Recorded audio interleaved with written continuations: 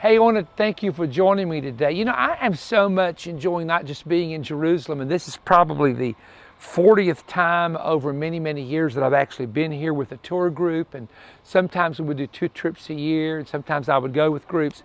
And a lady asked me just a moment ago, standing here, she said to me, she said, "What does it feel like?" She says, "This is my first trip. I'm looking at this. I'm totally overwhelmed."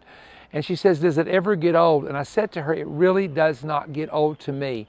I'm excited. I feel like I've come home." But one of the things that happens is, even though you've been here so many times, you pick up pictures and things that you didn't catch before. And it's like, wow, how did I miss that? Now, I want to take you back to the time the disciples were sitting on the Mount of Olives and they were overlooking the temple in Jerusalem, which was absolutely fabulous, fantastic. They would light it up with torches at night, and torches that were on stands, and there was a glow about it, and it reflected against the white limestone, and of course the top was gold. And anytime you have light reflecting on gold, whether it be sunlight or light from a torch, there was a certain aura about that. And they were just admiring the temple of God. And Jesus said in Matthew chapter 24, verses 1 through 3, "See all these things, not one stone will be left upon another that will not be thrown down." Now remember this, they had already experienced the Babylonian captivity. They'd already experienced the destruction of the temple previously. And now he's predicting another destruction is coming. So they said, "Tell us, when shall these things be? What will be the sign of your coming in the end of the age?" In 70 AD, and it actually started with the Jewish revolt in 66, and the Jews were actually raising up rebels or militia against the occupation of the Romans in the city of Jerusalem. And as a result of this, they were winning. I mean, they would just show up in the middle. The Romans would be marching in the desert, not a legion, but a group of soldiers. A centurion would have 100 men under him, for example. And they would attack those soldiers and they would win. So word got around, hey, we can raise up a major militia and we can defeat the Romans. Well, they were wrong, because the Roman legion, and the 10th legion is the legion that came into the city of Jerusalem. But the Roman 10th legion, they had a legion could be anywhere between 5,600 men to 6,000 men. So that's a lot of people. So in 66 AD, when the rebellion really got strong, eventually the Romans sent in their legions. So by 70 AD, on the 9th of Av, is when the destruction of the temple and the slaying of the people on the Temple Mount reached its peak.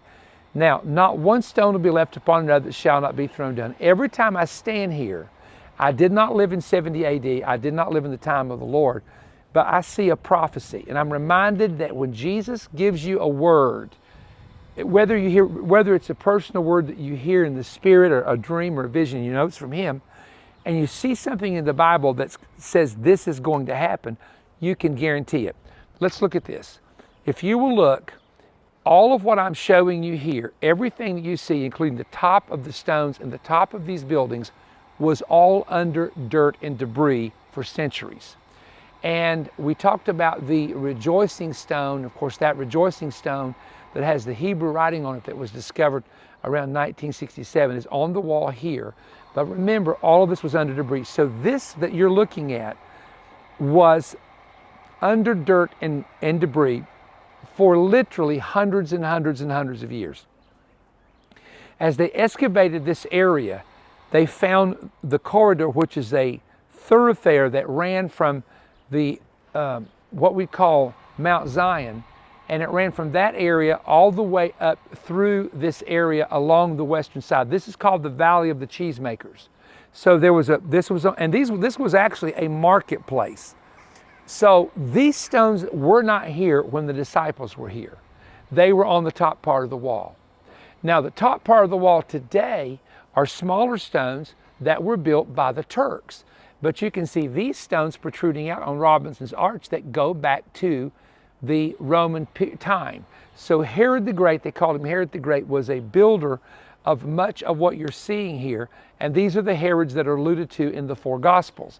But here's what happened. At the destruction, all of the stones that you see were once on top of the wall, and they were toppled from the inside, not pushed this way, but from the inside they were toppled and they fell down. They have laid there since 70 AD. That pile has been there. And so they didn't remove it. It was going to take too much time and money and effort to remove it. So they left it there as a mark of the history of this area. But look at the floor here.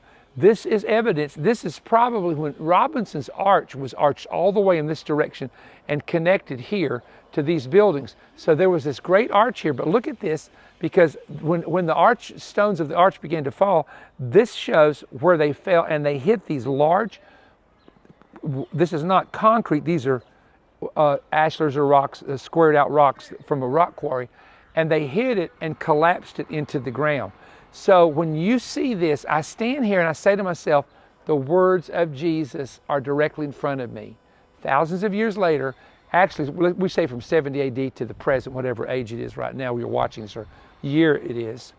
We look at this and we say, you know what? Jesus said that was going to happen. The stones are toppled, the stones are laying on the ground, but the temple itself, this was not the temple. The temple was on top of the Temple Mount. And the reason those stones were toppled is the interior of the Holy of Holies was gold panels. And when the fire was set to the veil, and the veil caught on fire with the wood that was in the temple, it melted the interior, and the gold melted, and the Roman soldiers actually went in there and began to topple the stones down after everything cooled off and after the Jews were slain. And they took that gold and peeled it off of the rocks and of the stones. And that's why on the temple itself, not one stone was left upon another that shall not be thrown down. And now, you know, you have the entire Temple Mount is not dirt, it's rock, kind of not like this, but similar to this. And that's why you will never be able to know exactly where the temple sat unless they do an excavation there, which excavations are not permitted there. But anyway, prophecy fulfilled right here, where these stones were toppled in 70 AD. So thank you for joining me. I appreciate you take the time to watch our YouTube video, and I cannot tell you literally the thousands and tens of thousands of people I meet all over. Some of them, many of them are, you got Baptists, Catholics, you got Muslims, Hindus, Buddhists. I'm really serious that say, I see you're the YouTube man. Some of them know who we are. But thank you, because I appreciate the channel that allows us to be able to produce this type of teaching, and literally goes all over the world. And also I'm so appreciative of all of the networks that we're on. I don't want to start naming them, I'll leave one out, but we're on in Europe, we're on in Russia, Ukraine, we're on all over on the Daystar Network and a lot of the great Christian networks. Thank you for supporting them to where we can keep our television program Manifest on the air so often. And we have a lot of material. We also have an online perrystone.org. You can go there, and I have just books and material and teaching, and we did a whole commentary on the Old and New Testament, and that's available to you as well. And so thank you for taking the time. And for many of you that have watched us for years and you prayed for us through good times and bad times, just thank you so much for praying for us. That means a lot. All right, over and out from the city of Jerusalem. It's time to learn what you don't know about your future. Now available is Perry Stone's new landmark prophetic book, Your Journey into Eternity, Life for the Next 1,000 Years. Discover what occurs the moment your inner eyes are opened at death and your spirit returns to God. Journey through the 3 levels of heaven, including paradise, where Christian martyrs rest. Learn about the new body you will receive at Christ's return or at the resurrection, and why the dead at times appear in dreams, and what memories you have after death. Learn about the marriage supper in heaven from a Hebraic perspective, and what the Bible teaches about the new heaven, new earth, and new Jerusalem coming down. Perry unlocks the mystery of babies in heaven, including miscarried and aborted infants. Perry also explains what our 1,000-year reign with Christ will look like on earth.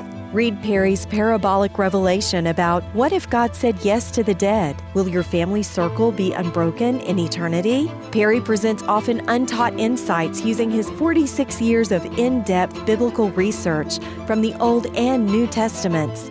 The book includes incredible Greek and Hebrew word studies, as well as amazing stories that reveal secrets of life after death, events in heaven, and life on the new earth. Perry is also including an audio teaching, The Temple of the Tabernacle of the Testimony, that his friends say is the most interesting biblical teaching from the book of Revelation he has ever taught.